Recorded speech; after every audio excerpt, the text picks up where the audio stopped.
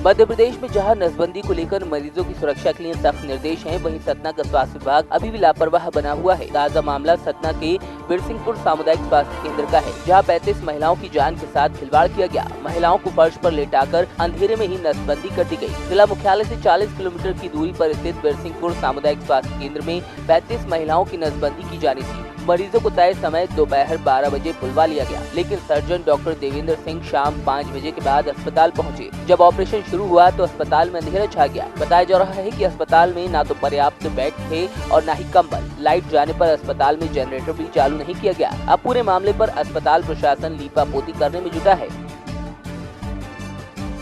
दराज से आए हैं, यहाँ नसबंदी का कैंप है।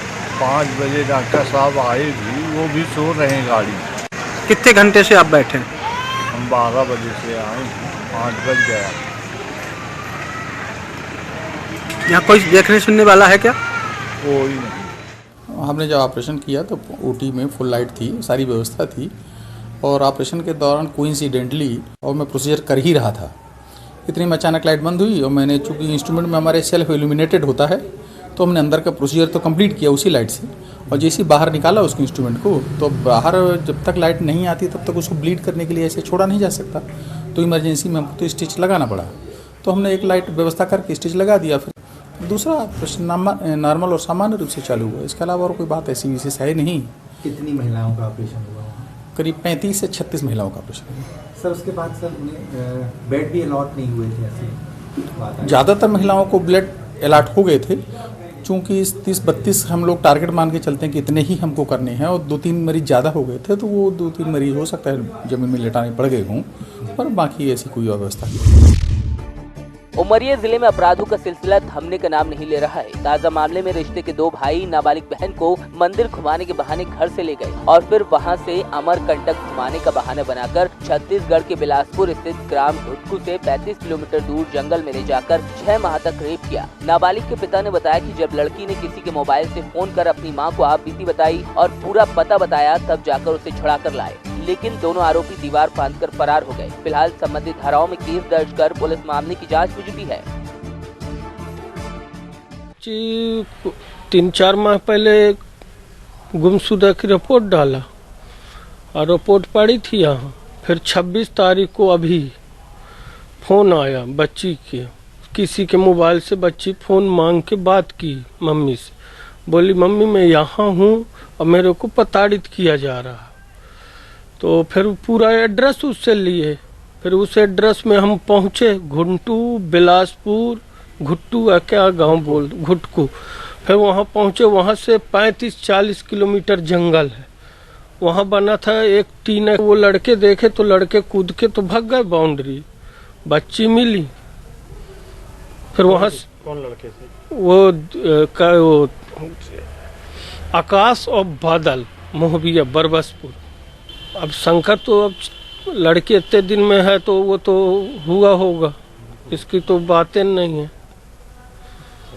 और लड़की को हमेशा न बात करने दिए, फोन में फोन भी तोड़ दिए, तो बच्ची बिन फोन को हो गई, इसलिए नहीं और जल्दी पता चल जाए। कल रात में पीड़िता अपने माता पिता के साथ थाने आई।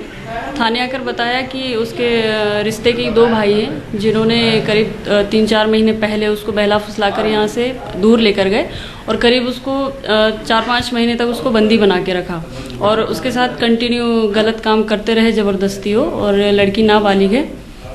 कल जब आई लड़की तो फिर उसने एक लिखित आवेदन पेश किया अपने माता पिता के साथ आकर, तो फिर उसकी रिपोर्ट दर्ज कर ली गई।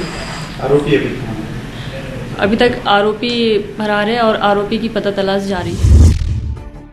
उमरिया जिले के ग्राम उजान में 52 वर्षीय अधेड़ की हत्या का मामला सामने आया। मृतक अपने बेटे के जन्मदिन का निमंत्रण देने गया था। रात भर नहीं लौटने पर घर वालों ने तलाश की तो घर से 300 मीटर की दूरी पर खेत में पूरन सिंह का शव बरामद हुआ। मृतक के शरीर पर चोट के निशान बताए जा रहे हैं, जिसको देखकर परिजनों ने हत्या की आशंका जताई। फिलहाल पुलिस मामले की जाँच में जुटी है। तो बोला 5 बजे शाम को निकला, मैं तो सर उमरिया चले गया था। उमरिया से आया 8:30 के आसपास रात में। पूछे तो बोले कि निमंत्रण देने गया, तो निमंत्रण देने गया। फिर मैं पूछा कि पापा कभी 11 बजे भी आ जाता था, 10 बजे, तो मैं सोचा कि आ जाएंगे, गांव में है करके, अपन बाहर होते और फोन तो है नहीं कि जी उठे तो चाचा देखा मंझले वाला, तो ये बुलाया था कि जब आके देखें सुबह में। सर अब बात तो किसी से नहीं था। उमरिया जिला मुख्यालय में बीते दिनों अज्ञात शख्स जिला अस्पताल के गेट के सामने पड़ा मिला था। 52 वर्षीय व्यक्ति पर डॉक्टर प्रमोद द्विवेदी की नजर पड़ी तो उसे जिला अस्पताल में भर्ती करवा दिया, जहां इलाज के दौरान बीती 28 नवंबर की सुबह उसकी मौत हो गई। शव को फ्रीजर में शिनाख्त के लिए रखा गया था, लेकिन अब तक शिनाख्त नहीं होने के कारण पुलिस ने शव का पोस्टमार्टम करवाकर अज्ञात को दफना दिया। एक लगभग 50 वर्ष का पुरुष जो कि अभी अज्ञात है, जिसकी मृत्यु 28 तारीख को जिला चिकित्सालय उमरिया में हुई थी, उसका 100 परीक्षण मेरे द्वारा किया जा रहा है एवं 100 परीक्षण के पश्चात ही उसकी मृत्यु का कारण हम बता पाएंगे। हैदराबाद में महिला डॉक्टर के साथ हुई रेप की घटना के खिलाफ बरेली के आंवला में स्थानीय वाल्मीकि युवा समिति के सदस्यों ने प्रदर्शन किया और एक विशाल कैंडल मार्च निकाला। इस दौरान वाल्मीकि समिति के लोगों ने नारेबाजी करते हुए मृतका को इंसाफ दिलाए जाने की मांग उठाई। उन्होंने कहा कि हैदराबाद जैसे शहर में भी महिलाएं सुरक्षित नहीं, लिहाजा संगठन की मांग है कि घटना की निष्पक्ष जाँच की जाए, साथ ही वारदात में शामिल दोषियों के खिलाफ सख्त से सख्त कार्रवाई हो। संगठन के लोगों ने रेप की शिकार हुई मृतका की आत्मा की शांति के लिए वाल्मीकि आश्रम इंदिरा नगर में एक प्रार्थना सभा भी की।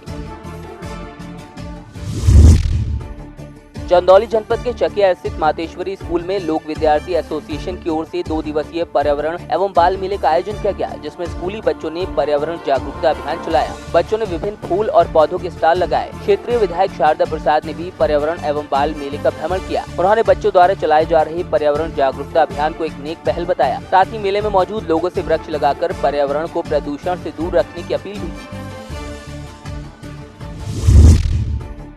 चंदौली के अलीनगर थाना क्षेत्र के लौंदा गांव स्थित NH2 पर टूरिस्ट बस खड़े ट्रक में जा घुसी। हादसे में 2 दर्जन से ज्यादा यात्री घायल हो गए। आनंद फानन में सभी घायलों को अलीनगर और सदर कोतवाली पुलिस ने जिला अस्पताल पहुंचाया, जहां 2 की हालत नाजुक देखते हुए उन्हें दूसरे अस्पताल रेफर किया गया। बताया जा रहा है कि एक ट्रक को ओवरटेक करने के चक्कर में तेज रफ्तार बस बेकाबू होकर खड़े ट्रक में जा घुसी। मिर्जापुर के गंगा किनारे छोटे से गांव शिवपुर में किसान की बेटी साक्षी ने 47 किलो भार वर्ग में 55 किलो का वजन उठाकर junior national bench power lifting championship में जनपद और प्रदेश का नाम रोशन किया। ये प्रतियोगिता 24 से 28 नवंबर के बीच नई दिल्ली के गृह कल्याण केंद्र समाज सदन में आयोजित की गई थी, जिसमें साक्षी ने झंडे गाड़ दिए। उनकी इस कामयाबी से परिवार में खुशी की लहर है। साक्षी के पिता ने बताया कि उनकी 3 बेटियां और 2 बेटे हैं। आजीविका कृषि पर निर्भर है, लिहाजा बेटियों को किसी काबिल बनाने में आर्थिक स्थिति आड़े आती है। बहुत खुशी महसूस करें, बहुत आप लोग बड़ों छोटों का आशीर्वाद समझकर हमको बहुत खुश हो रही है कि हमारी बिटिया हमारे क्षेत्र हमारे गांव की नाम कमाई है। आप एक छोटे से किसान हैं जी। किस तरह की दिक्कत आपके सामने आती है? हमारे तरह दिक्कत तो सर हमारा तबीयत खराब रहता है, हम काम नहीं कर पाते हैं और पैसे की बहुत दिक्कत होती है, इसीलिए छोटे बेटे को पढ़ाई छुड़ाकर भेजना पड़ता है कमाने के लिए। पावर लिफ्टिंग में साक्षी जी को भारत में स्वर्ण पदक जीतने के लिए बहुत बहुत बधाई एवं उज्जवल भविष्य की कामना करते हैं कि हमारे इस चुनार क्षेत्र की बिटिया जो शिवपुर की रहने वाली है, चुनार क्षेत्र में पड़ता है, और इसके लिए हम बहुत बधाई देना चाहते हैं, क्योंकि ये पावर लिफ्टिंग का जो पदक है। काफी गरीब परिवार है, किसान है, तमाम आर्थिक समस्याएं, उसको किस तरीके से आप लोग कर पाएंगे? हम साक्षी जी के परिवार से भी कहना चाहेंगे कि अगर क्षेत्रवासियों की मदद लेना चाहेंगे तो हम लोग क्षेत्रवासी लोग मदद करने को हमेशा तैयार रहेंगे।